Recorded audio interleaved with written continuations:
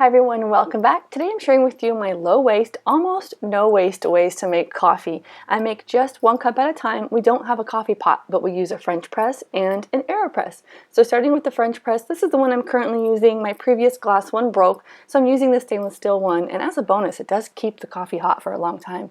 So what I do is I take 1 scoop of ground coffee, put it directly in, and 1 scoop is perfect for this small. It's just 1 cup amount. Then I pour some hot water in, swirl it around to make sure all of the grounds have a chance to flour and kind of get wet, and then I fill it up to the top. Make sure you don't go to the spout or you'll get some grounds in your cup and that won't taste good. Then I just place the lid on without plunging it down so the heat stays in, and I let it brew for about 4 minutes. The second way we make coffee is by using this AreoPress. It's my husband's preferred way, so it does require a small paper filter, though we use it for several cups at a time before tossing that into the trash. However, you can buy a metal reusable filter, making this one no waste as well. So you simply just screw it onto the bottom of this plunger here and place that directly onto your cup. You're going to be brewing your coffee right into your cup. And just like the French press, this one requires about 1 scoop because we're only brewing it up to the number 2. You would need more coffee per more water. The instructions do come with it. So again, just putting a little bit of water, giving all the grounds a stir to make sure they're wet, and then filling it up to your desired level. Now here's the next part. It's really cool. You take the little plunger that it came with, you place it over the top, and it sort of like suction and vacuums and makes almost like an espresso tasting coffee. You just push it directly into your cup. Now at this point you can drink it as it is, which is like espresso, or you can add more hot water and to make it more like drip coffee. Now sometimes I do want an iced coffee in the afternoon, though lately I have been going for tea. But if I do, I tend to make this larger French press, and the coffee I'm using, by the way you guys, was from Costco. It's delicious. I totally love it. But for iced coffee in the afternoon, I make half calf and I just use some U-ban. It's nothing fancy, and I just mix 2 caffeinated with 2 decaffeinated. Same thing, pour a little bit, swirl it, pour it up to the top, and let it brew for about 4 minutes. After the 4 minutes has passed, you give it a nice plunge. You don't want to go too fast or your coffee's going to spill out through the spout.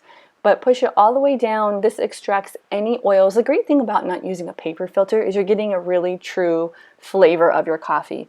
Then go ahead and pour it in. I don't drink black coffee. I do add a splash of either almond milk, cashew milk, or half and half, or in a pinch, even just whole milk. Now going back to my iced coffee, I do like to pour it into some type of jar and keep it in the refrigerator and pull from it for about a week and a half, maybe even 2 weeks. But again, in all honesty, I have been drinking a lot less coffee these days. Now cleanup for both of these types of brewing methods is really easy. I just take the plunger out and the grounds are right there, and you can pour that directly into your compost or even just your trash. Now with this AreoPress, you unscrew the plastic filter and remove the paper filter. Again, you can reuse that a few times or toss it. We've had ours for over a year and we're barely about halfway through the filters that come with the product. Then you just pop out sort of like a disc of really dried grounds. That's awesome to see because you know you got the full flavor in your coffee cup. It's a really good idea to disassemble the filtration part of your French press every now and again to give it a really good cleaning. Without getting technical, there's a bottom part, a mesh filter, and a top part. They stack together and they just screw on. This is the same in all types of French press, no matter what size you're using. For day-to-day cleaning, I'm likely to just rinse out my coffee things, but every now and again, 2 to 3 days go by, I will get out the sponge and give it a real true cleaning. I often let things dry on the edge of the sink like this before putting them away to make sure you're not going to harbor any mold or weird things.